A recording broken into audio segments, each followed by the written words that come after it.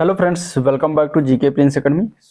आज के इस वीडियो में हम लोग डिस्कस करेंगे चैप्टर नंबर 7 होगा, जो कि होगा ई गवर्नेंस की जानकारी, डिजिटल वित्तीय उपकरण और उनके अनुप्रयोग, क्या क्या चीजें हैं इस जो है चैप्टर में देखने वाले हैं। ठीक है, लगभग इसमें 150 क्वेश्चन है, जो कि नया सिलेबस के अनुसार अगर देखा जाए तो नया चैप्टर है, तो इसमें जो है 150 क्वेश्चन आपके लिए बहुत इंपॉर्टेंट है और बहुत ही अच्छे तरीके से इसमें विस्तारित रूप से इसमें डिटेल भी बताया गया है, तो भरपूर है, पर्याप्त है। ठीक है, किसके लिए? तो यूपी ट्रिपल एस सी जो मेंस एग्जाम है, जिसमें बीपीओ है, जूनियर असिस्टेंट स्पेशल है मेंस का, तो इसमें क्या है कि 20 क्वेश्चन, जो 15 क्वेश्चन सॉरी आने हैं कंप्यूटर के, तो उसके लिए जो है इंपॉर्टेंट है, उसी को देख रहे थे। तो चलिए, ये चैप्टर नंबर 7 हम आज इसको देखेंगे।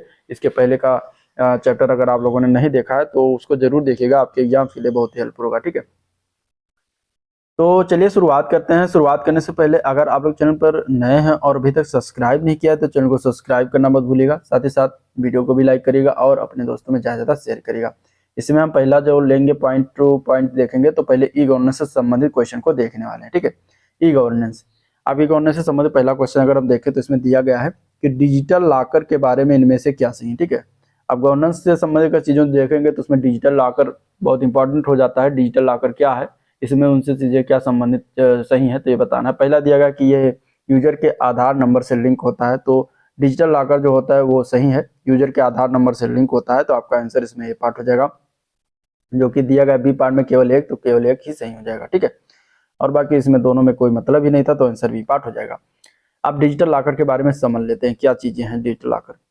तो देखिए, डिजिटल लॉकर जो है भारत सरकार के इलेक्ट्रॉनिक और सूचना प्रौद्योगिकी की विभाग के द्वारा जो है संचालित सेवा। तो सबसे पहले तो यही याद रखिएगा, ये पूछा जा सकता है। ठीक है, इसके बाद इसमें अगर हम देखें, अगला पॉइंट देखें, तो यह सभी भारतीय नागरिकों को अपने डॉक्यूमेंट्स को स्कैन या डिजिटल प्रारूपों के संग्रहित करने की अनुमति प्रदान करता है। यह क्लाउड कंप्यूटिंग का प्रयोग करता है, जहां सभी नागरिकों को सुरक्षित प्राइवेट क्लाउड अकाउंट में जो है 1 GB स्टोरेज स्पेस दिया जाता है। ठीक है, कितने GB स्टोरेज है, तो ये भी याद रखिएगा, पूछा जाएगा एग्जाम में कि कितने GB स्टोरेज डिजिटल लॉकर के अंतर्गत जो है दिए जाते हैं, तो 1 GB स्टोरेज दिया जाता है। ठीक है, 1 GB याद रखिएगा। ठीक है, और यह सरकार की डिजिटल इंडिया पहल का हिस्सा है। डिजिटल लॉकर यूजर के आधार नंबर से लिंक होता है। तो इस तरीके से इसमें डिजिटल लॉकर में इस तरीके से कुछ इंपॉर्टेंट पॉइंट हैं जो कि आपको याद होना चाहिए।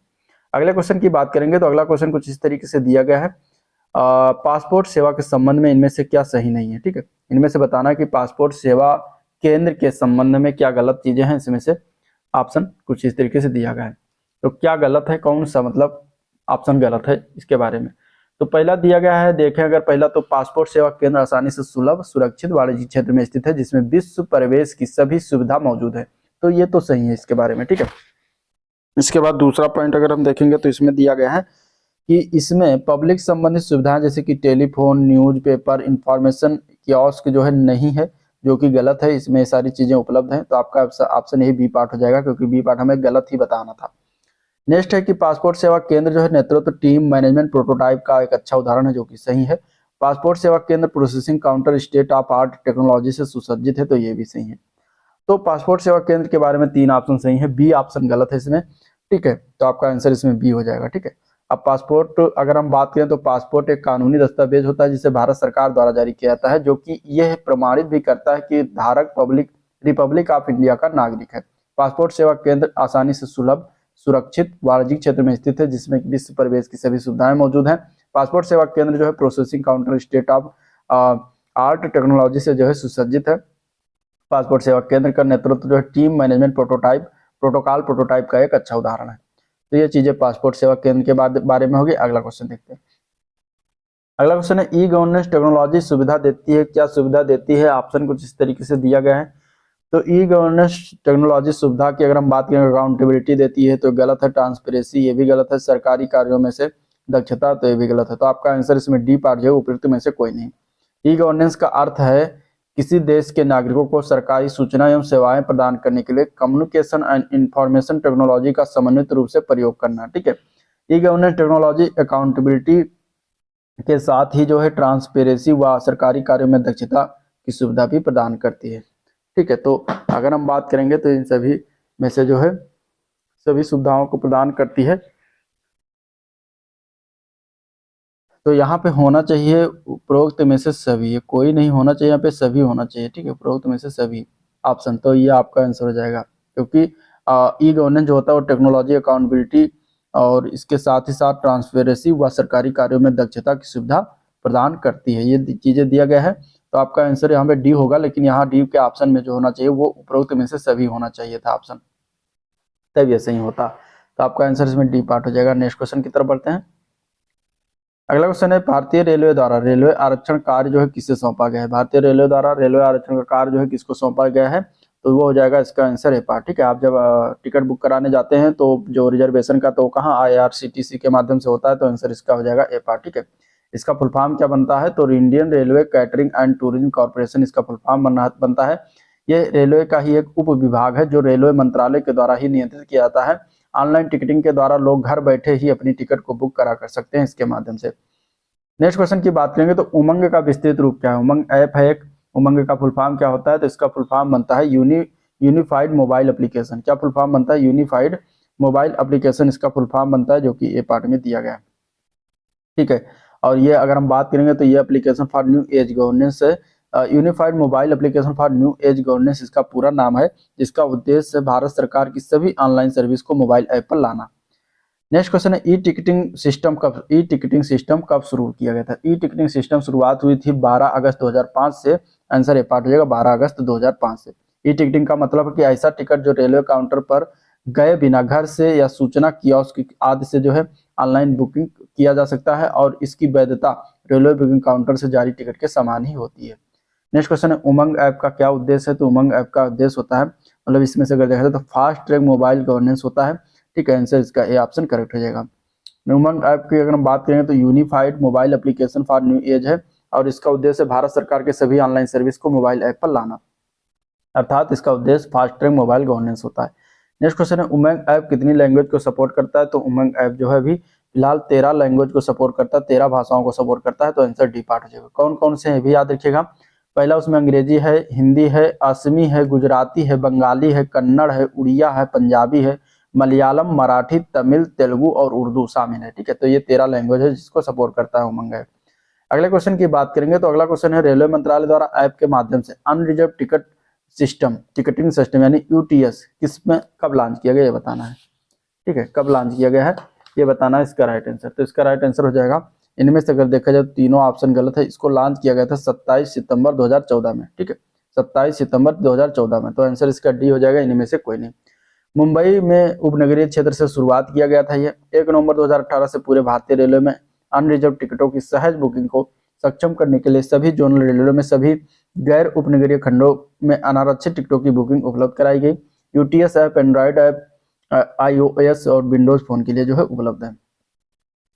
नेक्स्ट क्वेश्चन की बात करें तो कॉन्टैक्ट इंफॉर्मेशन स्टोर करने के लिए सुविधाजनक स्थान जहां इंफॉर्मेशन जल्दी से निकाल सके उसको हम क्या कहते हैं? तो उसको कहा जाता है एड्रेस बुक। क्या कहा जाता है? एड्रेस बुक कहा जाता है। आंसर हो जाएगा सी ऑप्शन। ठीक है, email address book, email address, content name व फोन नंबर आदि इंफॉर्मेशन स्टोर करने के लिए एक सुविधाजनक टूल जिसका प्रयोग करके हम आसानी से कॉन्टैक्ट इंफॉर्मेशन को निकाल सकते हैं या प्राप्त कर सकते हैं।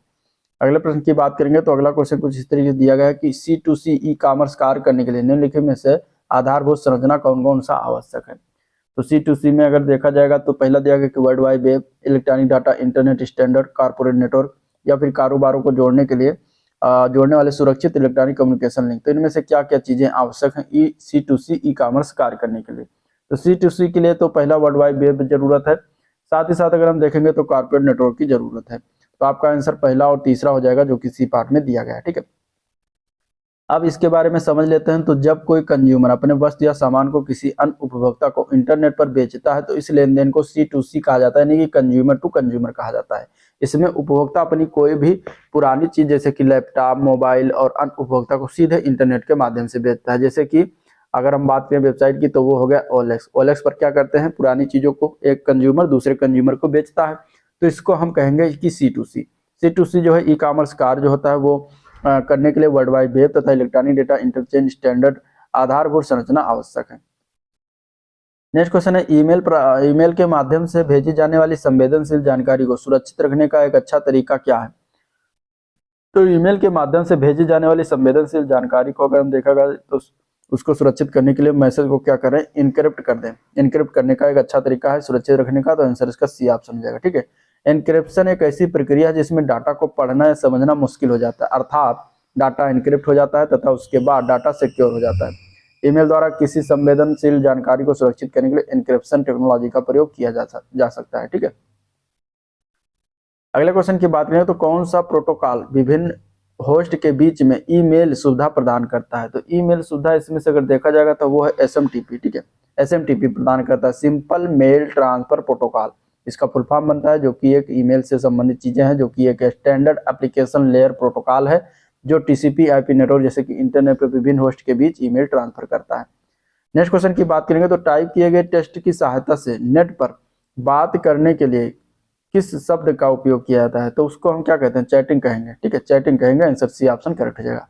अगला क्वेश्चन देखते हैं, तो ईमेल के साथ हम किस फाइल को अटैच कर सकते हैं?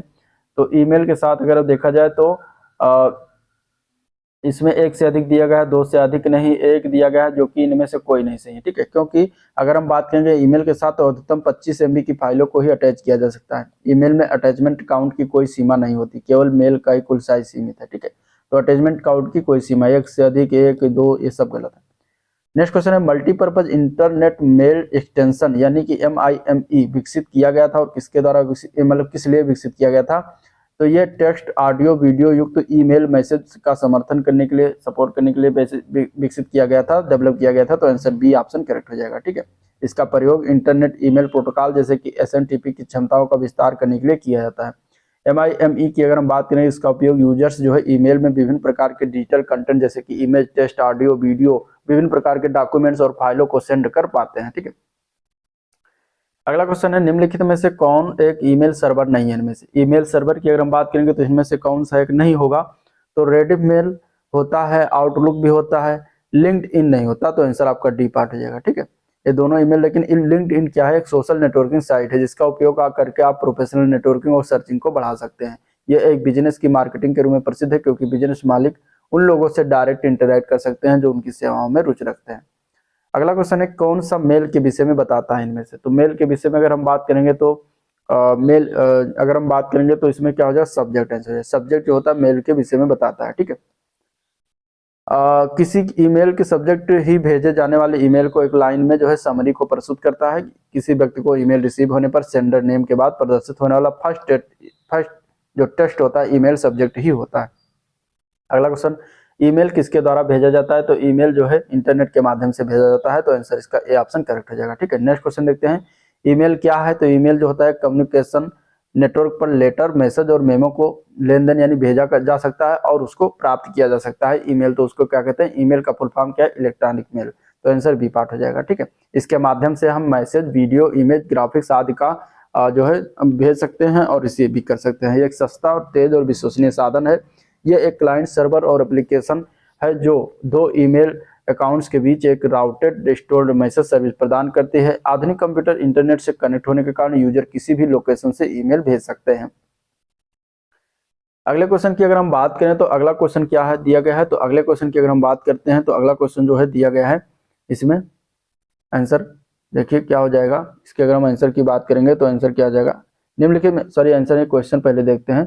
दिया गया है क्वेश्चन, निम्नलिखित में से कौन सा निःशुल्क वेब आधारित ईमेल सर्विस प्रोवाइडर है इनमें से? ठीक है, बताना है इसका आंसर क्या हो जाएगा।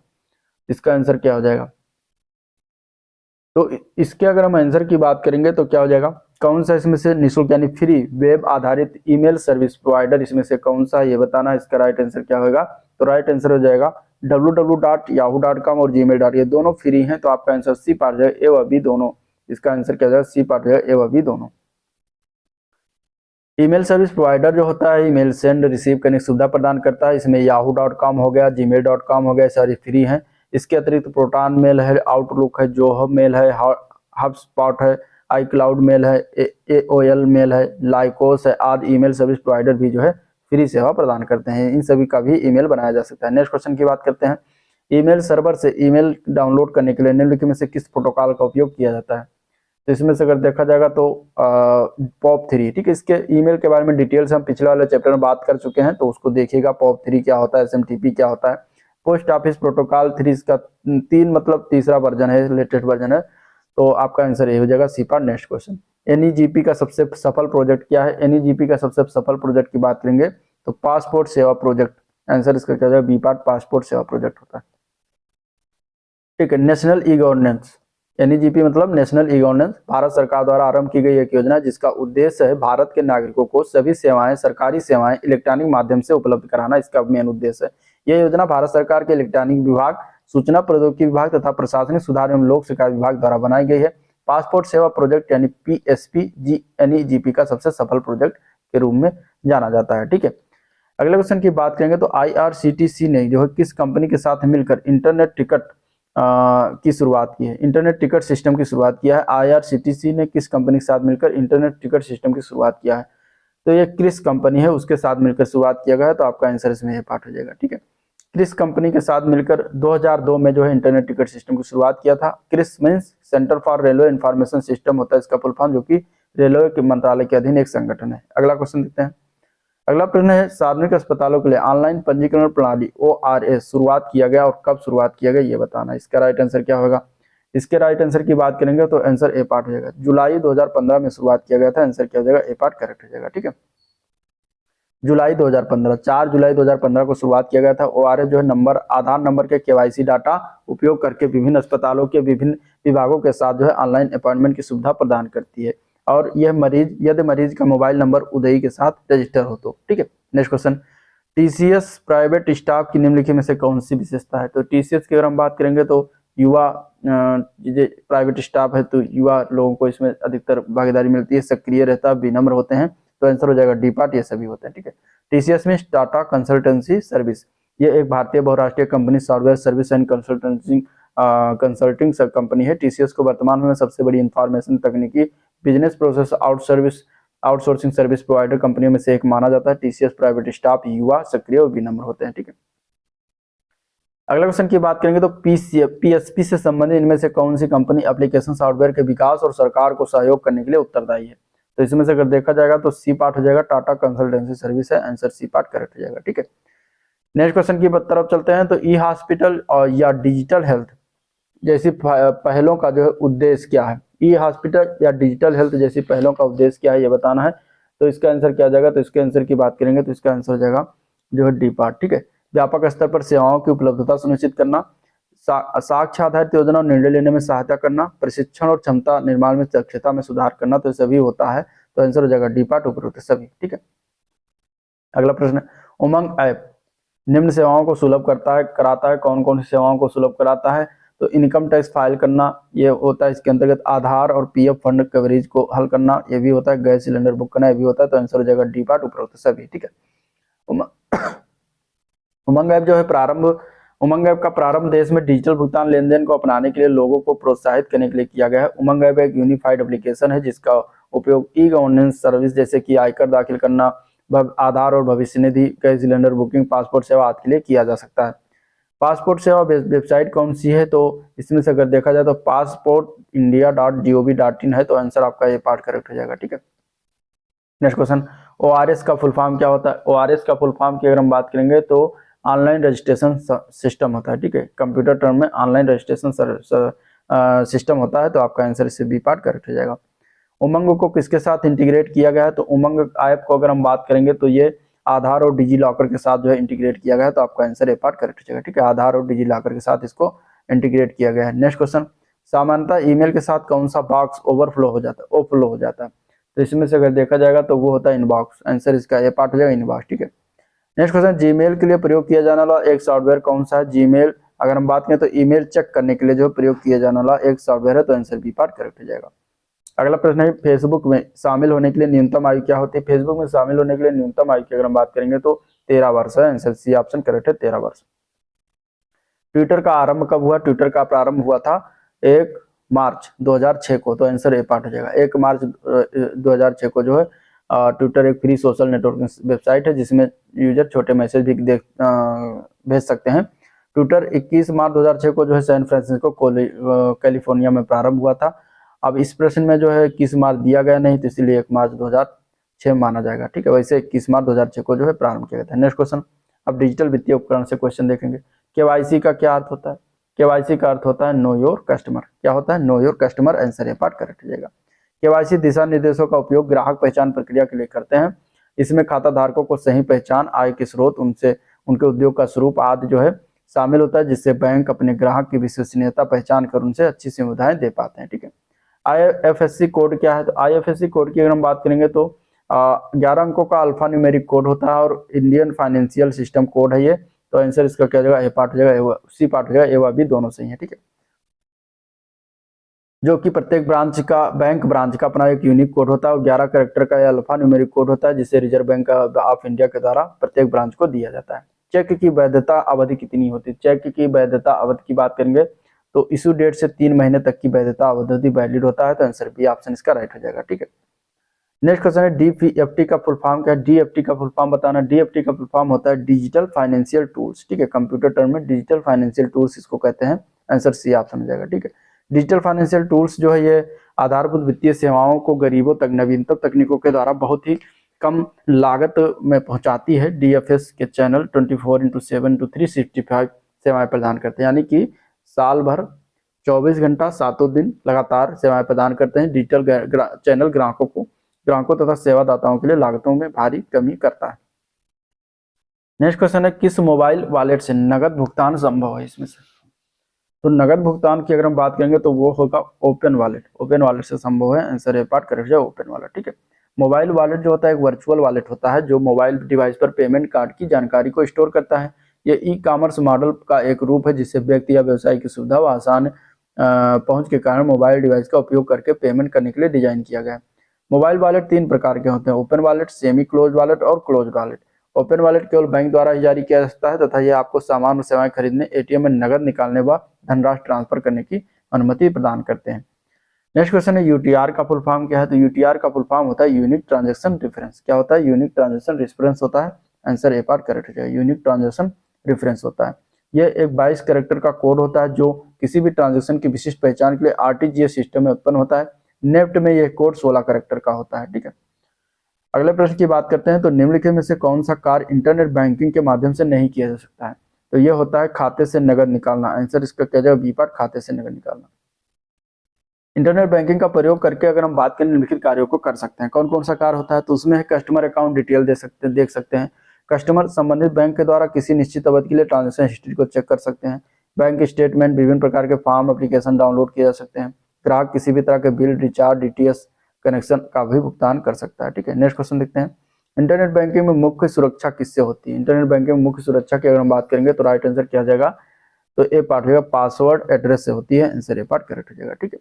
अगर हम बात करें तो कुछ पासवर्ड बनाते तो समय कुछ विशेष ध्यान रखना चाहिए। पासवर्ड 6 से 12 कैरेक्टर के बीच रखें। पासवर्ड में अपर केस, लोअर केस माने कि कैपिटल लेटर और स्मॉल लेटर ये दोनों इस्तेमाल और नंबर आदि के साथ कॉम्बिनेशन का उपयोग करें। अपनी व्यक्तिगत जानकारी, जन्मतिथि, मोबाइल नंबर, पता आदि का उपयोग पासवर्ड के रूप में ना करें। भारतीय रुपये का चिन्ह जो रुपया है ये कब मान्यता मिली? ठीक है। ये चिन्ह जो रुपया का है ये कब मान्यता मिली इसको बताना। ठीक है। इसका आंसर क्या होगा? इसका आंसर हो जाएगा बी पार्ट। ठीक है। 2010 में इसकी मान्यता प्राप्त हुई थी। तो इसका आंसर 2010 हो जाएगा। ठीक है। और अगर हम बात करें तो 2010 में कब? तो 15 जुलाई को, ये भी याद रखिएगा, 15 जुलाई 2010 को जारी किया गया था। ये जो है भारत में प्रयोग किए जाने वाली आधिकारिक मुद्रा भारतीय रुपए का प्रतीकात्मक जो है चिन्ह है, ये याद रखिएगा। नेक्स्ट क्वेश्चन, निम्नलिखित में से किस ऐप के माध्यम से आप पैसे ट्रांसफर कर सकते हैं लेकिन बिल खरीदारी में कोई भुगतान नहीं कर सकते? तो वो है भीम। आंसर ए पार्ट है, भीम के माध्यम से कर सकते हैं। भीम का पूरा नाम क्या है? भारत इंटरफेस फॉर मनी इसका फुल फॉर्म है। ये अन्य UPI एप्लीकेशन व बैंक अकाउंट के साथ मिलकर आसानी से पैसे का लेन देन करता है। ये ऐप जो है NPCI national payments corporation of India के द्वारा बनाया गया है तथा 30 दिसंबर 2016 को भारत के प्रधानमंत्री श्री नरेंद्र मोदी के द्वारा लॉन्च किया गया था। ठीक है। अगले क्वेश्चन की तरफ बढ़ते हैं तो RTGS में टी का क्या अर्थ होता है? टी, ठीक है, टी का क्या अर्थ होगा? तो टी का इसमें अर्थ की अगर हम बात करें तो टाइम होता है। आंसर ए पार्ट हो जाएगा। ठीक है। RTGS का पूरा नाम देख लीजिए, रियल टाइम ग्रॉस सेटलमेंट। ठीक है। रियल टाइम ग्रॉस सेटलमेंट ये होता है। इसका अर्थ है वास्तविक समय पर पैसे का हिसाब व्यवस्थित रखना। इसके माध्यम से भेजी गई रकम उसी समय प्राप्तकर्ता के खाते में सीधे बिना किसी समय अंतराल के जमा हो जाता है। नेक्स्ट क्वेश्चन, बैंक मित्र कौन है? बैंक मित्र की अगर हम बात करेंगे तो बैंकों द्वारा अनुबंधित संवाददाता होते हैं उनको बैंक मित्र कहा जाता है। तो आंसर इसका ए ऑप्शन करेक्ट हो जाएगा। ठीक है, वन टाइम पासवर्ड क्यों सुरक्षित है? वन टाइम पासवर्ड इसलिए सुरक्षित है, इसमें बताना है क्योंकि यह जो है हेर फेर ये हर एक्सेस के लिए जो है भिन्न भिन्न होता है, अलग अलग होता है, तो इसलिए सुरक्षित है। तो आंसर सी ऑप्शन इसका करेक्ट हो जाएगा, जिसको हम कहते हैं ओटीपी। वन टाइम पासवर्ड को क्या कहते हैं? ओटीपी। केवल एक ही बार प्रयोग किया जा सकता है। ये पासवर्ड सिस्टम द्वारा ऑटोमेटिक जनरेट होता है, जो संख्या, शब्द, विशेष चिन्ह आदि की एक कैरेक्टर स्ट्रिंग होती है। इसका इस्तेमाल ऑनलाइन ट्रांजेक्शन के लिए करते हैं और एक बार में एक ही बार किया जाएगा। नेक्स्ट क्वेश्चन, आधार क्या है? आधार की बात करेंगे तो इसका आंसर किया जाएगा, आधार जो है 12 अंकों का नंबर कार्ड है और उदय द्वारा ये जो है जारी किया गया आइडेंटिटी कार्ड है। तो आंसर हो जाएगा डी पार्ट, जो है ए व बी दोनों सही है। ठीक है, अगला क्वेश्चन है, बैंक द्वारा ऋण उपलब्ध कराया जाता है किस में बैंक द्वारा ऋण उपलब्ध कराया? तो होम लोन भी दिया जाता है, एजुकेशन लोन भी, वाहन लोन सभी दिया जाता है। तो आंसर हो जाएगा डी पार्ट, उपयुक्त सभी दिया जाता है। ठीक है, पीओएस क्या है? पीओएस की अगर हम बात करेंगे तो इसका फुल फॉर्म बनता है पॉइंट ऑफ सेल। क्या बनता है? पॉइंट ऑफ सेल बनता है। आंसर ए पार्ट हो जाएगा। पीओएस के बारे में जान लेते हैं। तो पीओएस मतलब पॉइंट ऑफ सेल का तात्पर्य यह है कि ग्राहक के किसी व्यापारी से सर्विस या सामान लेने पर उसे पैसा देता है। भुगतान प्राप्ति के बाद व्यापारी उस लेनदेन की एक रसीद देता है और ग्राहक पेमेंट को क्रेडिट या डेबिट कार्ड से भी कर सकता है। निम्नलिखित में से कौन सी प्रक्रिया ऑथेंटिकेशन की न्यूनतम सुरक्षित विधि है? तो ऑथेंटिकेशन की न्यूनतम सुरक्षित विधि की अगर हम बात करें तो वो है पासवर्ड। बाकी की कार्ड, फिंगरप्रिंट, रेटिना बटन से भी अधिकतम वाले होते हैं, न्यूनतम में आता है पासवर्ड। ठीक है, ऑथेंटिकेशन की न्यूनतम सुरक्षित विधि जो है पासवर्ड है, जिसके माध्यम से यूजर अपने डाटा एवं महत्वपूर्ण इंफॉर्मेशन को सुरक्षित रख सकते हैं। क्रेडिट कार्ड एक अनिवार्य घटक है। तो अगर हम बात करें तो इलेक्ट्रॉनिक कॉमर्स के लिए और इंटरनेट कॉमर्स के लिए, दोनों के लिए, तो आंसर सी ऑप्शन इसका राइट हो जाएगा। ठीक है, क्रेडिट कार्ड एक ऐसा कार्ड होता है जो बिना कैश के सामान खरीदने की अनुमति देता है और इलेक्ट्रॉनिक कॉमर्स को ही इंटरनेट कॉमर्स के नाम से जाना जाता है, जो कि प्रोडक्ट या सर्विस को खरीदने, बेचने, पैसा ट्रांसफर करने और इंटरनेट पर डाटा प्रदान करने की प्रक्रिया है। इंटरनेट कॉमर्स के लिए जो क्रेडिट कार्ड महत्वपूर्ण घटक है। नेक्स्ट क्वेश्चन, चेक के संदर्भ में बैंकों का स्वीकार नहीं है। क्या स्वीकार नहीं इनमें से? चेक के संदर्भ में अगर हम देखा जाएगा इसका आंसर तो ये हो जाएगा ओवरड्राइट और कटिंग, ये दोनों स्वीकार नहीं होता। तो आंसर हो जाएगा सी पार्ट, एक व बी दोनों। ठीक है, निम्न में से क्या इंटरनेट बैंकिंग का एक लाभ नहीं? इनमें से लाभ की अगर हम बात करेंगे तो ब्याज की उच्च दर प्राप्त करना, ये इंटरनेट बैंकिंग से आपको ब्याज नहीं प्राप्त होता है। ठीक है, बाकी बिलों का ऑनलाइन भुगतान कर सकते हैं, मनी ट्रांसफर कर सकते हैं और किसी भी समय अकाउंट के स्टेटमेंट को देख सकते हैं। अगला क्वेश्चन देखते हैं, तो आधार सीडिंग क्या है? आधार सीडिंग की अगर हम बात करेंगे तो ये होता है जो है बैंक अकाउंट से आधार को जोड़ना को कहते हैं आधार सीडिंग। तो आपका आंसर इसमें ए पार्ट करेक्ट हो जाएगा। ठीक है, इसका अर्थ है अपने बैंक अकाउंट से आधार के नंबर को जोड़ना। आधार नंबर को अकाउंट से ऐड करने के बाद आप कभी भी कहीं से भी पैसे निकाल सकते हैं। अगला प्रश्न देखते हैं, तो भारतीय मुद्रा रुपया जो है किन दो भाषाओं से मिलकर बना हुआ है? तो ये बना हुआ है देवनागरी और रोमन लिप से मिलकर बना है। तो आंसर सी ऑप्शन इसका करेक्ट हो जाएगा। ठीक है, इसमें अगर बात करें तो देवनागरी लिप का रा लिया गया है और रोमन लिप का अक्षर आर को जो है मिलाकर बनाया गया है, जिसमें एक क्षैतिज रेखा भी बनी हुई है। ठीक है, भारत सरकार ने जो है 15 जुलाई 2010 को ये चिन्ह स्वीकार किया था। नेक्स्ट क्वेश्चन है, बैंकिंग क्षेत्र में अधिक संख्या में जो है चेकों के फास्ट प्रोसेसिंग के लिए जो है निम्नलिखित में से कौन प्रयुक्त होता है? इसमें से बैंकिंग क्षेत्र में अधिक संख्या में चेकों के फास्ट प्रोसेसिंग के लिए निम्नलिखित में से कौन प्रयुक्त होता है?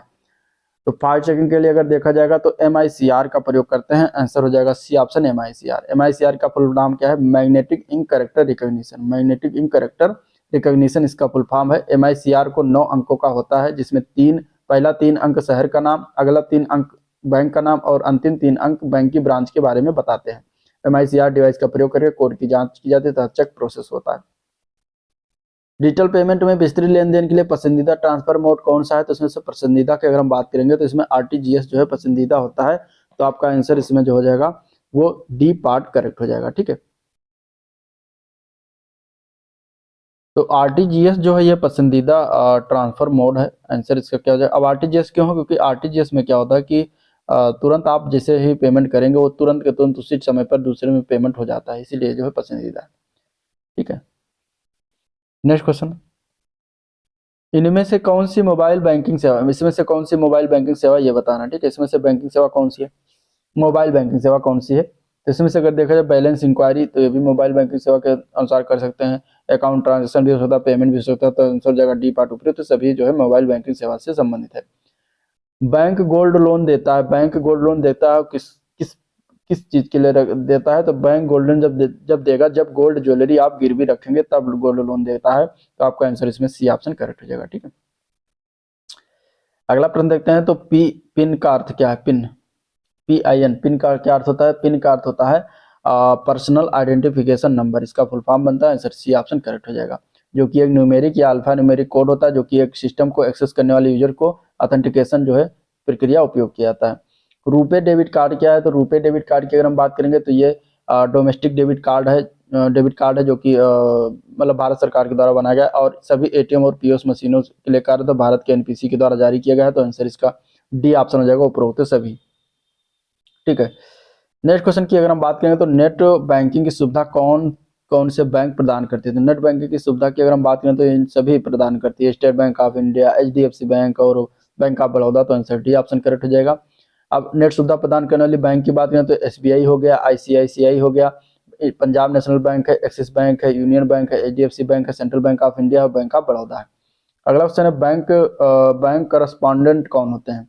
बैंक करस्पॉन्डेंट कौन है ये बताना। तो बैंक करस्पॉन्डेंट की अगर हम बात करेंगे तो इसका आंसर हो जाएगा एक एजेंट जो बैंकिंग सर्विस प्रदान करता है उसको बैंक करस्पॉन्डेंट कहा जाता है। तो आंसर ये पार्ट करेक्ट हो जाएगा। ठीक है, किसी बैंक के एजेंट के रूप में कार्य करता है बैंक करस्पॉन्डेंट, लोगों का खाता खोलने में सहायता करते हैं तथा सभी सुविधाओं को ग्राहक तक पहुंचाते हैं। नेक्स्ट क्वेश्चन है ई कॉमर्स का वो आयाम जो राष्ट्रीय सीमाओं के पार वाणिज्य को सक्षम बनाता है उसको क्या कहते हैं? तो उसको कहा जाएगा विश्वव्यापी पहुंच। आंसर इसका क्या हो जाएगा? बी पार्ट, विश्वव्यापी पहुंच। ठीक है, अगला प्रश्न देखते हैं। तो निम्नलिखित में से कौन सा ई कॉमर्स का इसमें से वर्णन करता है? ठीक है, तो ई कॉमर्स की अगर हम बात करेंगे तो इलेक्ट्रॉनिक रूप से व्यापार करना, e commerce means electronic commerce कहते हैं। तो आंसर ए पार्ट करेक्ट हो जाएगा। ठीक है, नेक्स्ट क्वेश्चन है निम्नलिखित में से कौन सा ई कॉमर्स के प्रमुख प्रकारों में से एक नहीं है? तो इसमें से प्रमुख प्रकारों में से देखा जाए तो C2B जो दिया गया है ये ई कॉमर्स के प्रकार में से एक नहीं है, बाकी B2C, C2C, B2B ये सभी ई कॉमर्स के प्रकार हैं। C2B जो होता है ये अगर हम बात करें तो ये उपभोक्ता से व्यवसाय मॉडल होता है। ठीक है, जो कि जब ग्राहक व्यवसाय को उत्पाद या सेवाएं प्रदान करते हैं। नेक्स्ट क्वेश्चन है निम्नलिखित में से कौन सा ई कॉमर्स के चार मुख्य प्रकारों का हिस्सा है? तो इसमें से चार प्रमुख प्रकारों के हिस्से की अगर हम बात करेंगे तो आंसर क्या हो जाएगा? आंसर हो जाएगा डी पार्ट। B2C, B2B और C2B ये सभी होते हैं। तो आंसर सी पार्ट है। कौन कौन से चार? तो B2B, B2C, C2B ये चार ई कॉमर्स के चार मुख्य क्या है प्रकार है। ठीक है, निम्नलिखित में से निम्नलिखित में किसे ई कॉमर्स के तीन चरणों में से एक नहीं माना जाता है इनमें से? तो ई कॉमर्स के तीन चरणों में से अगर देखा जाएगा तो नवाचार उसके अंतर्गत आता है, समेकन भी आता है, पुनर्खोज आता है, संरक्षण उसके अंतर्गत नहीं आता। तो आपका आंसर सी ऑप्शन जाएगा संरक्षण। अगला प्रश्न देखते हैं। तो eBay Amazon.com किससे संबंधित है? eBay Amazon.com की अगर हम बात करेंगे तो ये B2C से संबंधित है। आपका आंसर इसमें बी पार्ट करेक्ट हो जाएगा। ठीक है, B2B मतलब बिजनेस टू कंज्यूमर इसका फुल फॉर्म है, जो कि उपभोक्ताओं के बीच सीधे उत्पाद और सेवाओं को बेचने की प्रक्रिया को संदर्भित करता है, जो इसके उत्पादों और सेवाओं के अंतिम उपयोग करता है। अगला क्वेश्चन देखते हैं। तो ई कॉमर्स के विकास की शुरुआत में जिस आदर्शवादी बाजार की कल्पना की गई थी उसे क्या कहा जाता है? तो उसको कहा जाता है बंटरेड बाजार। क्या कहते हैं? बंटरेड बाजार कहते हैं। आंसर डी ऑप्शन हो जाएगा। ठीक है, नेक्स्ट क्वेश्चन है किस प्रकार का ई कॉमर्स उपभोक्ताओं के बीच एक दूसरे के साथ व्यवहार करने पर केंद्रित है? तो इसके अगर हम आंसर की बात करेंगे तो इसका आंसर क्या जाएगा? C2C। ठीक है, C2C प्रकार का ई कॉमर्स जो उपभोक्ताओं के बीच एक दूसरे के साथ व्यवहार करने पर केंद्रित होता है। उपभोक्ता से उपभोक्ता वह व्यवसाय मॉडल होता है जो निजी व्यक्तियों के बीच वाणिज्य की सुविधा प्रदान करता है और ई कॉमर्स की यह श्रेणी लोगों को एक दूसरे के साथ व्यापार करने के लिए जोड़ती है। अगला क्वेश्चन है ई कॉमर्स के प्रारंभिक वर्षों के दौरान वित्त पोषण का प्राथमिक स्रोत क्या था? प्राइमरी सोर्स क्या था ये बताना है। तो इसका प्राइमरी सोर्स हुआ करता था जो है उद्यम पूंजी निधि और रहता था। तो आंसर आपका इसमें सी ऑप्शन करेक्ट हो जाएगा। ठीक है, नेक्स्ट क्वेश्चन की बात करेंगे तो निम्नलिखित में से कौन निम्नलिखित सभी प्रौद्योगिकियां हैं जिनका उपयोग किसको छोड़कर आपके बारे में ऑनलाइन जानकारी एकत्र करने के लिए किया जाता है? तो वो होता है एनोनिमाइजर्स। ठीक है, आंसर इसका क्या जाएगा? D part anonymisers. और बाकी जासूसी का सामान, कुकीज, जीमेल, लड़की ये सभी होते हैं। अज्ञात लोगों को छोड़कर अन्य सभी प्रौद्योगिकियां जो होती हैं आपके बारे में जो है ऑनलाइन जानकारी एकत्र करने के लिए उपयोग की जाती हैं। ठीक है, अनामिका या नाम प्रॉक्सी एक उपकरण है जो इंटरनेट पर गतिविधि को अपर्याप्त बनाने का प्रयास करता है। यह एक प्रॉक्सी सर्वर कंप्यूटर है जो क्लाइंट कंप्यूटर और बाकी कंप्यूटर के बीच जो है मध्यस्थ और गोपनीयता ढाल के रूप में कार्य करता है। नेक्स्ट क्वेश्चन देखते हैं। तो किस वेबसाइट पर जो है ग्लोबल इजी बाय की सुविधा है? ग्लोबल इजी बाय की सुविधा की अगर हम बात करेंगे तो इसमें से देखा जाएगा तो वो eBay.com पर है। आंसर इसका क्या हो जाएगा? eBay.com। नेक्स्ट क्वेश्चन निम्नलिखित किसमें बाजार में जो है कौन सा लाभ कमाने के लिए डिजाइन की गई नियोजित गतिविधियों का समूह है, तो व्यापार मॉडल होगा। आंसर इसका ए पार्ट करेक्ट हो जाएगा। B2C कॉमर्स में बेचने के लिए सर्वोत्तम उत्पाद कौन सा होगा, तो B2C कॉमर्स में बेचने के लिए सर्वोत्तम उत्पाद डिजिटल उत्पाद कहते हैं। आंसर इसका क्या हो जाएगा, बी पार्ट करेक्ट हो जाएगा। ठीक है, निम्नलिखित में से कौन सा व्यवसाय मॉडल का प्रमुख तत्व नहीं है इनमें से, तो प्रमुख तत्व की अगर हम बात करेंगे तो सार्वभौमिक मानक जो होता है ये जो है प्रमुख तत्व नहीं होता व्यवसाय मॉडल का, तो आंसर डी पार्ट हो जाएगा। ठीक है, सार्वभौमिक मानक जो किसी व्यवसाय मॉडल का प्रमुख तत्व नहीं होता। बिजनेस मॉडल के 8 प्रमुख तत्व हैं, कौन कौन से हैं, उसमें आपका आता है मूल प्रस्ताव, राजस्व मॉडल, बाजार अवसर, प्रतिस्पर्धी माहौल, प्रतिस्पर्धात्मक लाभ, बाजार रणनीति, संगठनात्मक विकास, प्रबंधन टीम आदि होते हैं। लोगों को इंटरनेट पर कौन से उत्पाद खरीदने में अधिक असुविधा होने की संभावना है, तो वो होता है फर्नीचर। फर्नीचर क्योंकि बड़ा होता है और काफी भारी होता है, तो उसको खरीदने में जो है अधिक असुविधा होने की संभावना है। तो आपका आंसर इसमें क्या हो जाएगा, आंसर आपका इसमें जो है हो जाएगा बी पार्ट। ठीक है, आंसर बी पार्ट हो जाएगा। नेक्स्ट क्वेश्चन, सदस्यता राजस्व मॉडल में जो है राजस्व का स्रोत क्या होता है, तो सामग्री या सेवाओं तक पहुंच के बदले ग्राहकों से शुल्क लेना। आंसर इसका सी ऑप्शन करेक्ट है। लोग इंटरनेट पर किन उत्पादों को खरीदने में सबसे अधिक सहज महसूस करते हैं, तो सबसे अधिक सहजता जो महसूस करते हैं वो होता है पुस्तकें खरीदना, पीसी, सीडी ये सभी खरीदना, तो ऊपर के सभी हो जाएगा, डी पार्ट करेक्ट हो जाएगा। डिजिटल उत्पाद B2C ई कॉमर्स के लिए सबसे उपयुक्त है क्योंकि वह क्या होते हैं, तो क्योंकि वह जो होते हैं वह वस्तु जैसे उत्पाद होते हैं, बड़े पैमाने पर अनुकूलित और व्यक्तिकृत किया जा सकता है, खरीद के समय वितरित किया जा सकता है, तो ऊपर के सभी जो है राइट आंसर हो जाएगा इसका। निम्नलिखित में से किसको छोड़कर सभी प्रमुख B2C बिजनेस मॉडल है, तो किसको छोड़कर इनमें से सभी प्रमुख बिजनेस मॉडल हैं, तो उद्योग संघ को छोड़कर बाकी सामग्री प्रदाता, लेन देन दलाल और सेवा प्रदाता सभी जो है B2C बिजनेस मॉडल है। बिजनेस के सभी जरूरतों का समाधान है क्या है, तो बिजनेस के सभी जरूरतों का समाधान जो होता है वो ERP होता है। आंसर इसका बी पार्ट हो जाएगा। ERP means enterprise resource planning होता है, जो कि व्यवसाय प्रक्रिया प्रबंधन सॉफ्टवेयर है जो किसी संगठन को व्यवसाय का प्रबंधन करने और प्रौद्योगिकी सेवाओं और मानव संसाधनों के संबंधित कई बैंक ऑफिस कार्यों को स्वचालित करने के लिए एकीकृत अनुप्रयोगों की एक प्रणाली का उपयोग करने की जो है अनुमति देता है। नेक्स्ट क्वेश्चन की बात करेंगे तो इनमें से कौन सा बिजनेस मॉडल में प्रत्यक्ष इनपुट के लिए एक स्वतंत्र स्वामित्व वाला वर्टिकल डिजिटल मार्केट प्लेस जो है शामिल है इनमें से, तो इनमें से अगर देखा जाए तो अदला बदली होता है। आंसर इसका बी पार्ट करेक्ट हो जाएगा। अगला प्रश्न देखते हैं, तो निम्नलिखित में से सभी तकनीकें हैं जिनका उपयोग B2C ई कॉमर्स कंपनियां ग्राहकों को आकर्षित करने के करती हैं सिवाय इसके, तो इसमें से किसको एक छोड़ के बाकी सभी के लिए करती हैं।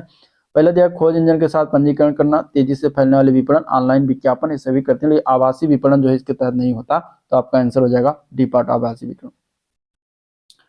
इंटरनेट उपयोगकर्ताओं की तुलना में सेल फोन ग्राहकों की संख्या क्या है, ठीक है, तो इंटरनेट उपयोगकर्ताओं की तुलना में सेल फोन ग्राहकों की संख्या जो है और अधिक बड़ा है। आंसर इसका डी ऑप्शन करेक्ट हो जाएगा, और अधिक बड़ा। ठीक है, अगला प्रश्न देखते हैं, तो उद्योग संरचना को किस रूप में परिभाषित किया गया है, तो उद्योग संरचना को अगर देखा जाएगा तो किसी उद्योग में खिलाड़ियों की प्रकृति और उनकी सापेक्ष सौदेबाजी की शक्ति को परिभाषित किया गया है, तो आंसर इसका ए पार्ट करेक्ट हो जाएगा। ठीक है, अगला क्वेश्चन देखते हैं, तो वास्तविक और संभावित कॉमर्शियल मूल्य का वो क्षेत्र जिसमें कोई कंपनी काम करना चाहती है, तो वो क्या होता है, तो वो होता है जो है बाजार स्थान, क्या होता है, मार्केट प्लेस होता है। आंसर इसका ए पार्ट करेक्ट हो जाएगा। ठीक है, नेक्स्ट क्वेश्चन की बात करेंगे, तो कौन सा शब्द उन लोगों की संख्या को दर्शाता है जो एक साइट पर जाते हैं और एक विज्ञापन पर क्लिक करते हैं और विज्ञापन दाता की साइट पर ले जाए जाते हैं, तो वो होता है click through. Answer B part है क्लिक थ्रू। ठीक है, क्लिक थ्रू शब्द उन लोगों की संख्या को दर्शाता है जो एक साइट पर जाते हैं और एक विज्ञापन क्लिक करते हैं और विज्ञापन की साइट पर ले जाए जाते हैं। ठीक है,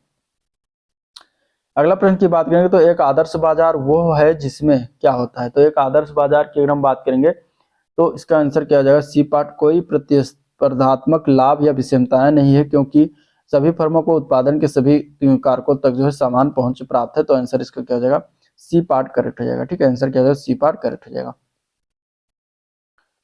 नेक्स्ट क्वेश्चन देखते हैं, तो निम्नलिखित में से कौन सा एक क्षैतिज पोर्टल नहीं है इनमें से। क्षैतिज पोर्टल की अगर हम बात करेंगे तो राइट आंसर क्या हो जाएगा, सेल नेट जो होता है वो क्षैतिज पोर्टल नहीं होता, तो आपका आंसर सी ऑप्शन करेक्ट हो जाएगा, क्षैतिज पोर्टल सेल नेट नहीं होता। ठीक है, ऐसी स्थिति जहां उत्पाद और सेवाओं के बीच कोई अंतर नहीं है और उत्पादों को चुनने का एकमात्र आधार कीमत है, उसे क्या कहा जाता है, तो उसको हम कहते हैं कमोडिटाइजेशन कहते हैं, तो आंसर डी पार्ट हो जाएगा, कमोडिटाइजेशन कहते हैं। ऐसी स्थिति जहां उत्पादों या सेवाओं के बीच कोई अंतर नहीं है और उत्पादों को चुनने का एकमात्र आधार कीमत है, उसे वस्तुकरण के रूप में जो है जाना जाता है। वस्तुकरण से तात्पर्य किसी वस्तु को वस्तु से बनाने की प्रक्रिया है। एक वस्तु वाणिज्य में उपयोग में जो है उपयोग की जाने वाली एक मौलिक वस्तु है जो उसी प्रकार की अन्य वस्तुओं के साथ विनिमय होती है।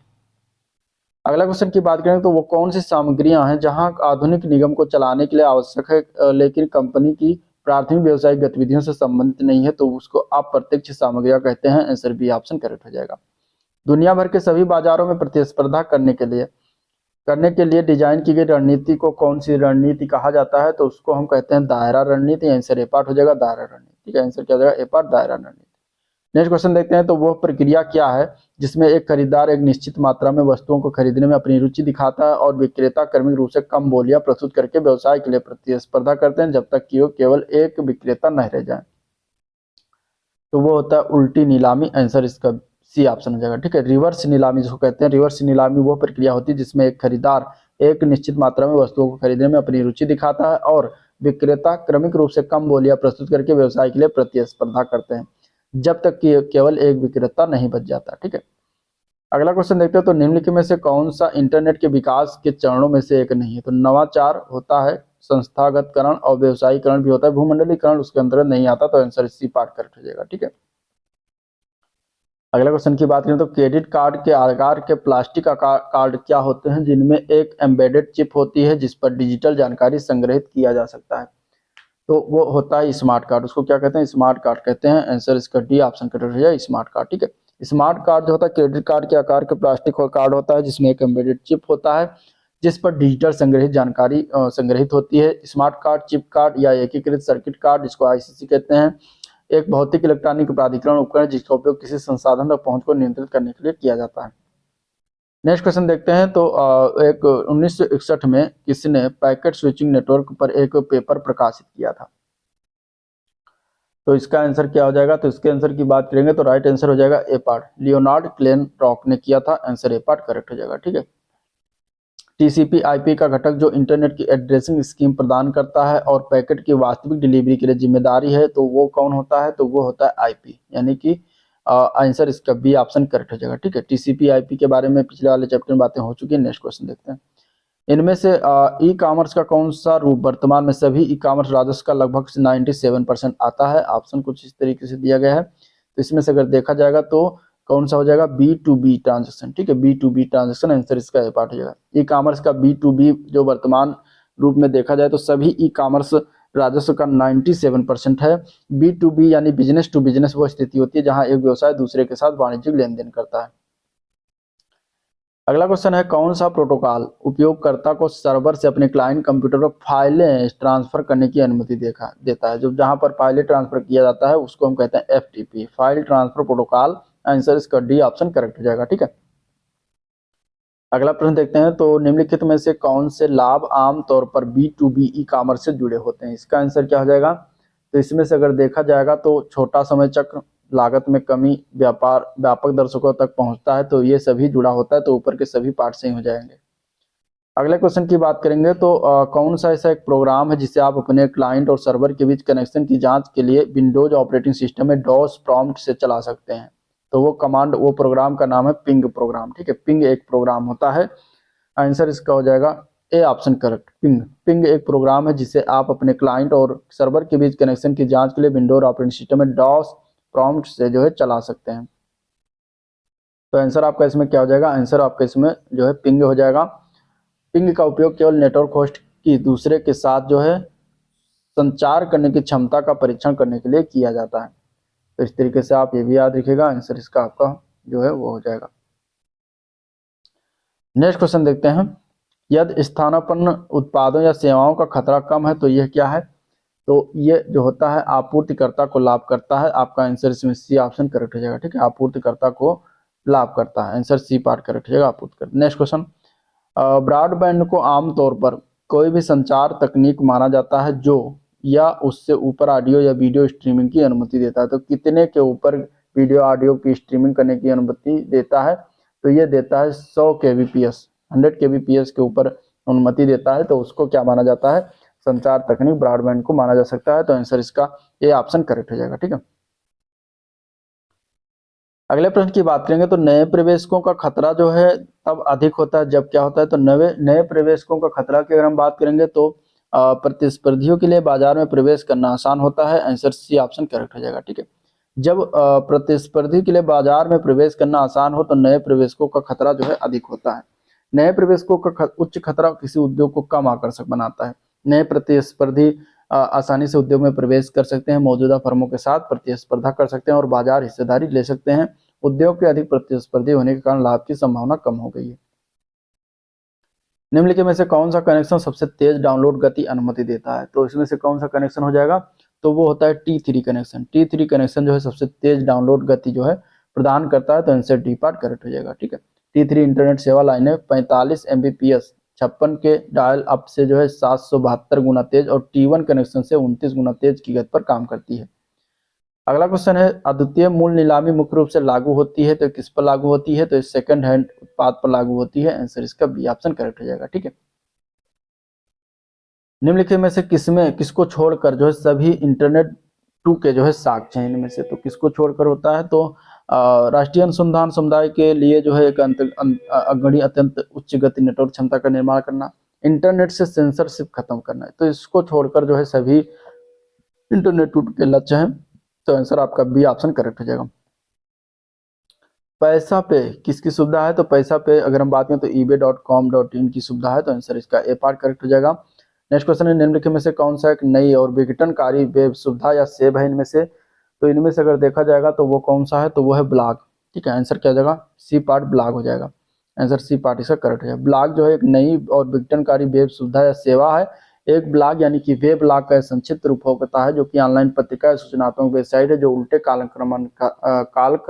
कालानुक्रमिक क्रम में जानकारी प्रदर्शित करती है, जिसमें नवीनतम पोस्ट पहले दिखाई देती है। यह एक ऐसा मंच है जहां एक लेखक या लेखकों का एक समूह है, जो समूह होता है वो किसी व्यक्तिगत विषय पर अपने विचार साझा करता है। नेक्स्ट क्वेश्चन, व्यवसायिक रणनीति और आईटी पर विचार करते समय निम्नलिखित में से कौन सा एक उपयोगी सुरक्षा तंत्र है इनमें से, तो इनमें से उपयोगी सुरक्षा तंत्र की बात करें तो कूट लेखन भी होता है, डिक्रिप्शन भी होता है, फायरवॉल भी होता है, तो आंसर हो जाएगा डी पार्ट उपरोक्त सभी होता है।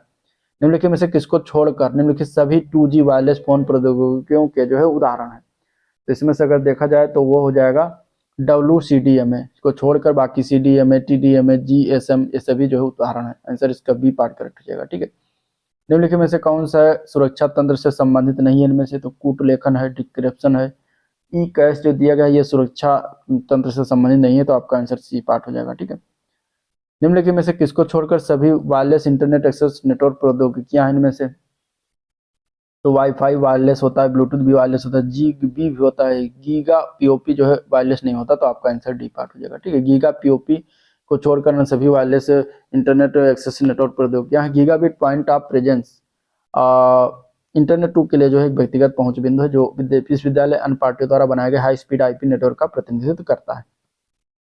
नेक्स्ट क्वेश्चन की बात करेंगे तो एक उत्पाद या सेवा जिसकी ग्राहक किसी उद्योग से अपेक्षा करते हैं जिसे नए प्रवेशकों द्वारा प्रवेश किया जाना चाहिए, यदि वह प्रतिस्पर्धा करना और जीवित रहना चाहते हैं तो इसे N के रूप में जो है जाना जाता है। और किस रूप में जाना जाता है, तो इसको हम जानते हैं प्रवेश बाधा के रूप में। ठीक है, आंसर इसका क्या हो जाएगा, सी पार्ट प्रवेश बाधा।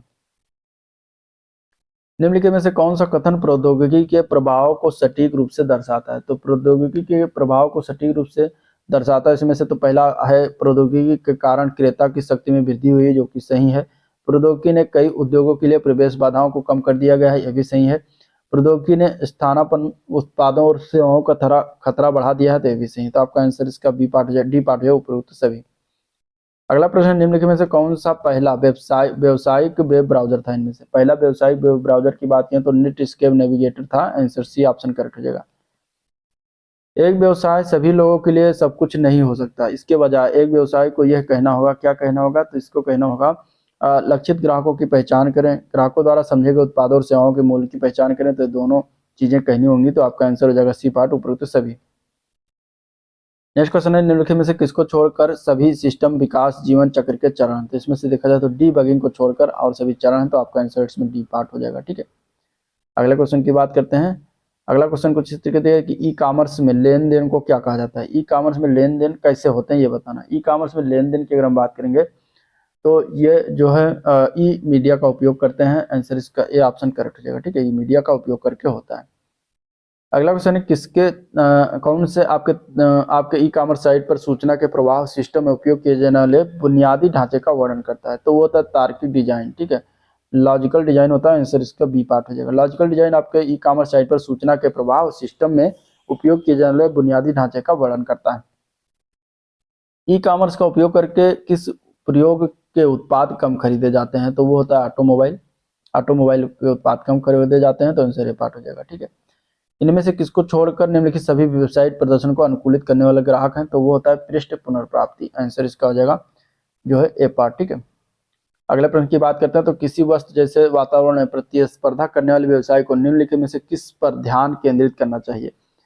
तो इसमें कीमत पर केंद्रित करना चाहिए, डिलीवरी में आसानी हो, गति हो, ऑर्डर देने में आसानी हो, इन सभी पर जो है ध्यान देना चाहिए। तो आंसर हो जाएगा डी पार्ट, उपयुक्त सभी पर। अगला प्रश्न है निम्नलिखित में से कौन व्यक्तिगत ग्राहकों के अनुरूप उत्पाद बनाने को जो है संदर्भित करता है इनमें से। ठीक है, ऑप्शन कुछ इसी तरीके से दिया गया है।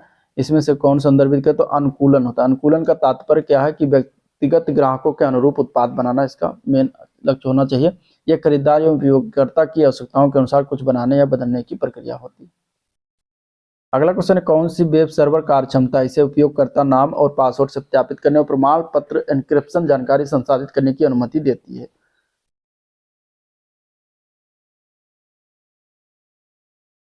तो इसका आंसर क्या हो जाएगा, इसका आंसर हो जाएगा सुरक्षा सुविधाएं सेवाएं। आंसर डी ऑप्शन हो जाएगा। ठीक है, अगला प्रश्न देखते हैं। तो किसी व्यवसाय के सामान्य संचालन में उपयोग की जाने वाली लेकिन प्राथमिक व्यवसायिक संचालन से संबंधित होने वाली सामग्रियों को क्या कहा जाता है।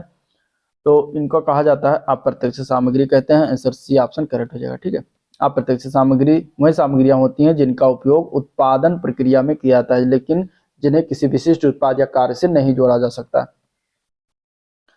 अगला प्रश्न देखते हैं। तो अंतर्निहित कंप्यूटिंग उपकरण जिसे सिस्टम अपनी ई कॉमर्स कार्यक्षमता प्राप्त करने के लिए उपयोग करता है उसे क्या कहते हैं। तो उसको कहते हैं हार्डवेयर प्लेटफॉर्म कहते हैं। आंसर ए पार्ट हो जाएगा हार्डवेयर प्लेटफॉर्म। ठीक है, नेक्स्ट क्वेश्चन है Amazon.com किस ई कॉमर्स मार्केटिंग तकनीक के लिए प्रसिद्ध है। तो Amazon.com की अगर हम बात करेंगे तो ये संबद्ध कार्यक्रम से संबंधित तकनीक है। तो आंसर इसका सी ऑप्शन राइट हो जाएगा। ठीक है, आंसर क्या होगा, सी ऑप्शन राइट हो जाएगा। निरर्थक नेविगेशन किसको संदर्भित करता है। तो निरर्थक नेविगेशन की अगर हम बात करेंगे तो समान सामग्री के लिए वैकल्पिक नेविगेशन होता है। आंसर इसका डी ऑप्शन करेक्ट है। ठीक है, एक केंद्रीकृत बाजार प्रदान करने वाले इंटरैक्टिव व्यवसाय को क्या दिया गया है जहां कई खरीदार और आपूर्तिकर्ता ई कॉमर्स या वाणिज्य संबंधी गतिविधियों के लिए एक साथ आ सकते हैं। तो इसका करेक्ट आंसर क्या हो जाएगा। तो इसके करेक्ट आंसर की बात करेंगे तो सी पार्ट हो जाएगा, B2C प्रदान किया गया। आंसर सी पार्ट करेक्ट है, B2C। ठीक है, अगला प्रश्न देखते हैं। तो एक ब्राउजर और सर्वर पर चलने वाले प्रोग्राम के बीच संचार के लिए मानकों का सेट जो उपयोगकर्ता और सर्वर के बीच बातचीत की अनुमति देता है उसे किस रूप में जाना जाता है। ठीक है, इसका आंसर क्या होगा।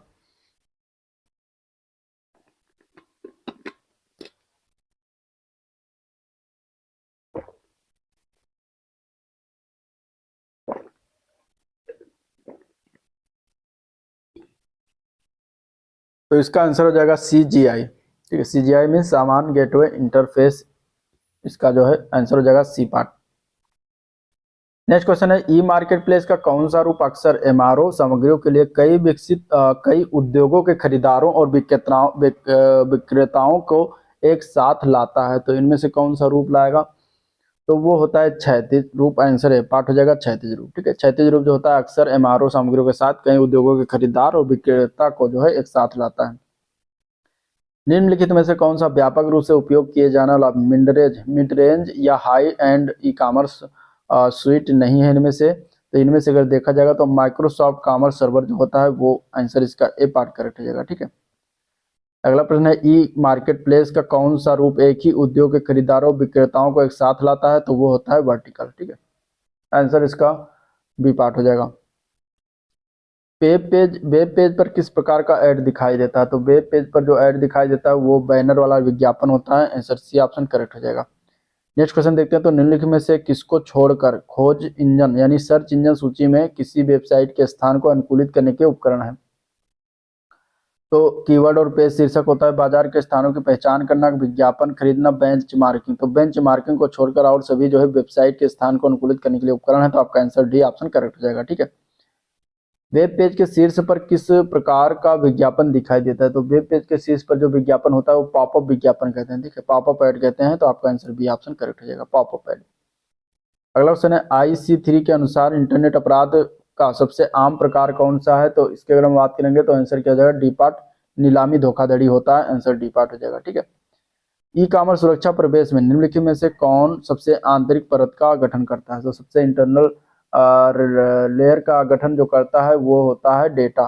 ठीक है, आंसर क्या जाएगा, बी पार्ट, डेटा होता है। निम्नलिखित प्रकार के विज्ञापनों में से कौन सा यदि कोई हो लोग सहन करने के लिए सबसे अधिक इच्छुक है? तो इसमें से अगर देखा जाए तो वो अगर बात करेंगे विज्ञापन के तहत पॉप विज्ञापन, बैनर वाला, ये सभी कोई नहीं है। तो आपका आंसर डी ऑप्शन करेक्ट हो जाएगा। ठीक है, निम्नलिखित में से किसको छोड़कर निम्नलिखित तो सभी कंप्यूटर वायरस की प्रमुख श्रेणियां इनमें से? तो वायरस की श्रेणियां की बात है तो माइक्रो वायरस है, फाइल संक्रमित वायरस है, स्क्रिप्ट वायरस, ट्रोजन वायरस को छोड़कर सभी क्या है कंप्यूटर वायरस की प्रमुख श्रेणियां। तो आपका आंसर डी ऑप्शन है, ट्रोजन वायरस। ट्रोजन या ट्रोजन हार्स इस प्रकार का दुर्भावनापूर्ण सॉफ्टवेयर है। ट्रोजन वायरस को कंप्यूटर की जासूसी करने, फाइलों तक पहुंचाने, संवेदनशील डेटा निकालने के लिए डिजाइन किया गया। अगला क्वेश्चन है, निम्नलिखित में से कौन सी इंटरनेट आधारित कंपनी जो एक व्यक्ति के लिए दूसरे व्यक्ति को इंटरनेट पर भुगतान करना आसान बनाती है? तो इसमें से कौन सी हो जाएगी? तो वो हो जाएगी वित्तीय साइबर मध्यस्थता। आंसर आपका इसमें जो है डी पार्ट करेक्ट हो जाएगा। ठीक है, वित्तीय साइबर मध्यस्थता का आंसर जो है डी पार्ट करेक्ट हो जाएगा। अगले क्वेश्चन की बात करेंगे तो एक वर्म जिसको फैलाने के लिए डिजाइन किया गया, किसको फैलाने के, एक वर्म जो है क्या फैलाता है? तो ये कंप्यूटर से कंप्यूटर तक फैलता है। तो आपका आंसर इसका ए पार्ट हो जाएगा। ठीक है, एक वर्म जो है एक कंप्यूटर से दूसरे कंप्यूटर में फैलाने के लिए डिजाइन किया गया है। कंप्यूटर वर्म एक मेलवेयर कंप्यूटर प्रोग्राम है जो अन्य कंप्यूटरों में फैलने के लिए अपनी प्रतिकृति बनाता है। अक्सर यह अपने आप को फैलाने के लिए जो है कंप्यूटर नेटवर्क का उपयोग करता है। लक्ष्य कंप्यूटर तक पहुंचने के लिए सुरक्षा विफलताओं पर जो है निर्भर करता है। अगला प्रश्न देखते हैं, तो निम्नलिखित में से कौन एक व्यक्ति के खाते से दूसरे व्यक्ति के खाते में धन हस्तांतरित करने की एक विधि है इनमें से? तो वो होता है इलेक्ट्रॉनिक चेक। आंसर है पार्ट जो इलेक्ट्रॉनिक चेक। ठीक है, इलेक्ट्रॉनिक चेक एक व्यक्ति के खाते से दूसरे व्यक्ति के खाते में पैसे ट्रांसफर करने की विधि है। इलेक्ट्रॉनिक चेक जिसे ई चेक भी कहा जाता है, इंटरनेट या किसी अन्य डेटा नेटवर्क के माध्यम से किया जाने वाला भुगतान का रूप है जिसे पारंपरिक पेपर चेक के समान कार्य करने के लिए जो है डिजाइन किया गया है। अगला प्रश्न है, नुकसान पहुंचाने के इरादे से काम करने वाले दुर्भावनापूर्ण हैकर जो होते हैं उनको क्या कहा जाता है? तो उनको कहा जाता है ब्लैक हैट। क्या कहा जाता है? ब्लैक हैट कहा जाता है। दुर्भावनापूर्ण हैकर जो नुकसान पहुंचाने के इरादे से कार्य करते हैं वो ब्लैक हैट होते हैं। ब्लैक हैट एक हैकर को संदर्भित करता है जो दुर्भावनापूर्ण से कंप्यूटर सिस्टम या नेटवर्क में सेंध लगाता है। एक ब्लैक हैट हैकर मौद्रिक लाभ के लिए सुरक्षा कमजोरियों का जो है फायदा उठा सकता है। नेक्स्ट क्वेश्चन है, जब हैकर्स नेटवर्क पर दबाव डालने के लिए किसी वेब साइट पर जो है बेकार ट्रैफिक भर देते हैं तो इसे क्या कहा जाता है? तो इसको हम कहते हैं क्या कहते हैं इसको कहा जाता है सेवा से इंकार हमला, यानी DOS हमला, DOS हैकिंग कहते हैं। तो आंसर इसका सी ऑप्शन करेक्ट हो जाएगा। ठीक है, मतलब जब हैकर नेटवर्क पर दबाव डालने के लिए जो है प्रेशर डालने के लिए किसी वेब पर साइट पर जो है बेकार ट्रैफिक भर देते हैं तो इसे डिनायल ऑफ सर्विस यानी DOS हमला कहा जाता है। डिनायल ऑफ सर्विस अटैक एक साइबर हमला है जिसमें अपराधी इंटरनेट से जुड़े होस्ट की सेवाओं को अस्थायी और निश्चित काल के लिए जो है बाधित करके किसी मशीन या नेटवर्क संसाधन को उसके इच्छित उपयोगकर्ताओं के लिए जो है अनुपलब्ध बनाना चाहता है। नेक्स्ट क्वेश्चन की बात करेंगे, तो यदि आपको इंटरनेट के माध्यम से किसी अन्य व्यक्ति को धन हस्तांतरित करने की आवश्यकता है तो आप निम्नलिखित में से किस विधि का उपयोग कर सकते हैं? तो इसका अगर हम आंसर की बात करेंगे तो वित्तीय साइबर मध्यस्थता, इलेक्ट्रॉनिक चेक, इलेक्ट्रॉनिक बिल प्रस्तुति और भुगतान ये सभी कर सकते हैं। तो आपका आंसर हो जाएगा डी पार्ट, उपयुक्त सभी। निम्नलिखित में से कौन सा एन्क्रिप्शन द्वारा प्रदान की गई ई कॉमर्स सुरक्षा का आयाम नहीं है इनमें से? तो इसमें से अगर देखा जाएगा तो वो होता है उपलब्धता। ठीक है, बाकी संदेश अखंडता पर गैर प्रत्याग गोपनीयता ऐसे भी होता है, उपलब्धता नहीं होते। उपलब्धता जो एन्क्रिप्शन द्वारा प्रदान की गई ई कॉमर्स सुरक्षा का आयाम नहीं होता। ई कॉमर्स सुरक्षा उन सिद्धांतों को संदर्भित करती है जो सुरक्षित इलेक्ट्रॉनिक लेन देन का मार्गदर्शन करते हैं, इंटरनेट के माध्यम से वस्तुओं और सेवाओं की खरीद और बिक्री की अनुमति देते हैं, लेकिन इसमें शामिल लोगों के लिए सुरक्षा प्रदान करने के प्रोटोकॉल होते हैं। अगला क्वेश्चन है, निम्नलिखित में से कौन किसी बिल के भुगतान के साथ साथ इंटरनेट पर प्रसारित करने की अनुमति देता है इनमें से? तो इसका आंसर क्या हो जाएगा? तो सी पार्ट इलेक्ट्रॉनिक बिल प्रस्तुति और भुगतान होता है। आंसर सी ऑप्शन इसका राइट हो जाएगा। इलेक्ट्रॉनिक बिल प्रस्तुति और भुगतान किसी बिल के भुगतान के साथ साथ इंटरनेट पर प्रसारित करने की अनुमति देता है। इलेक्ट्रॉनिक बिल भुगतान और प्रस्तुति एक प्रक्रिया जिसका उपयोग कंपनियां internet direct access direct dial access और स्वचालित टेलर मशीन यानी एटीएम और अन्य इलेक्ट्रॉनिक विधि के माध्यम से भुगतान एकत्र करने के लिए करती हैं। इलेक्ट्रॉनिक बिल भुगतान और प्रस्तुतिकरण कई वित्तीय संस्थानों की ऑनलाइन बैंकिंग पेशकशों का एक मुख्य घटक होता है। ठीक है, तो ये था ओवरऑल वीडियो जिसको हम लोगों ने देखा, डिस्कस किया। अगर वीडियो पसंद आया तो लाइक कर दीजिएगा। अब यहाँ तक आ गए तो सब्सक्राइब करना मत भूलिएगा, चैनल को सब्सक्राइब करके जाइएगा, साथ ही साथ अपने दोस्तों में शेयर भी कर दीजिएगा। ठीक है, और ये चैप्टर होता है एंड। इसके पहले अब इसके बाद एक और चैप्टर आता है भविष्य के कौशल और साइबर सुरक्षा का अवलोकन, उसको हम अगले वीडियो में देखेंगे। तो आज के लिए इतना ही, वीडियो को एंड करते हैं, मिलते हैं नेक्स्ट वीडियो में, तब तक के लिए थैंक यू।